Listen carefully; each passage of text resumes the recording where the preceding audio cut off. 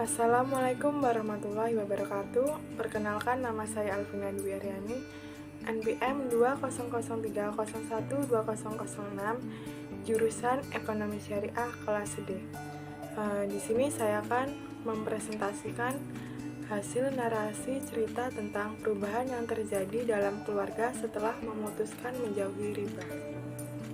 Misal berawal dari menghadiri pengajian rutin yang diadakan sebulan sekali di perumahanku. Aku dan suami berniat untuk hijrah.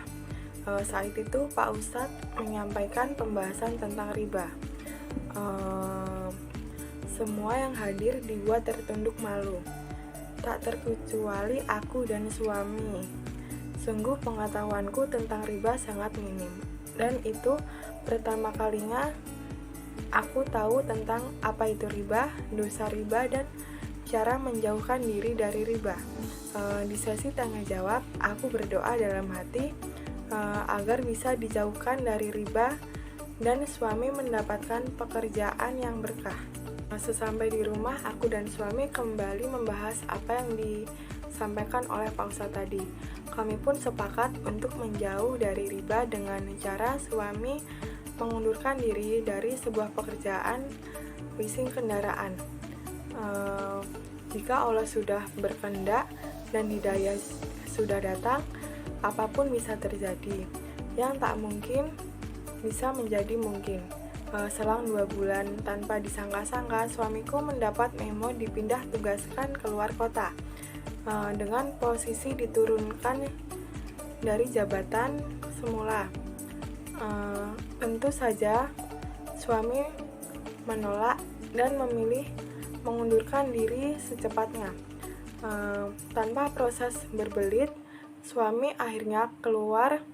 Rencana kami pun benar-benar terwujud. Tahun pertama tanpa gaji memang membuat keuanganku sedikit tersendat. Saat itu anak pertamaku baru semester 2 dan anak keduaku baru masuk di sekolah menengah pertama. Dengan sisa keuangan yang ada, biaya sekolah dan kebutuhan sehari-hari masih bisa diatasi. Di awal tahun kedua, kami masih punya sisa utang yang belum terbayar. Keadaan keuangan semakin menipis, biaya sekolah pun tidak bisa ditunda. Sementara usaha yang dirintis suami belum menghasilkan.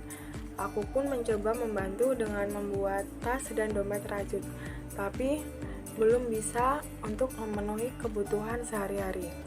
Kurelakan kendaraan satu-satunya untuk dijual. Kemudian kami menjual mobil untuk melunasi hutang bank dan membiayai sekolah. Hari sedikit tenang karena sudah tidak dikejar-kejar hutang bank dan uang hasil mobil pun habis. Kemudian perlahan membaik. Hidup harus terus berjalan meski dengan pendapatan yang tidak pasti. Anak-anak terus tetap melanjutkan sekolahnya, apapun keadaan orang tuanya. Alhamdulillah, anak-anakku menjadi anak yang berprestasi dan tak banyak menuntut. Dengan uang saku pas-pasan, justru membuat mereka bersemangat belajar. Setelah itu, aku tersadar dan mencoba untuk ikhlas, menerima, dan sabar. Pertengahan tahun kedua, usaha suami mulai ada kemajuan. Aku pun mendapat pekerjaan yang bisa untuk memenuhi belanja harian. Hidup kami pun mulai merangkak naik. Di tahun berikutnya, kehidupan kami sudah berjalan dengan normal. Usaha suami sudah mulai lancar dan anakku yang pertama sudah bisa lulus kuliah dengan predikat cum laude sebagai arsitek, dan anak keduaku bisa masuk sekolah negeri impiannya.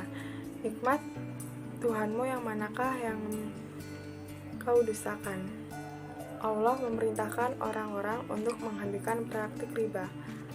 Allah berfirman, "Hai orang-orang yang beriman, bertakwalah kepada Allah dan tinggalkan sisa riba yang belum dipungut jika kamu orang yang beriman."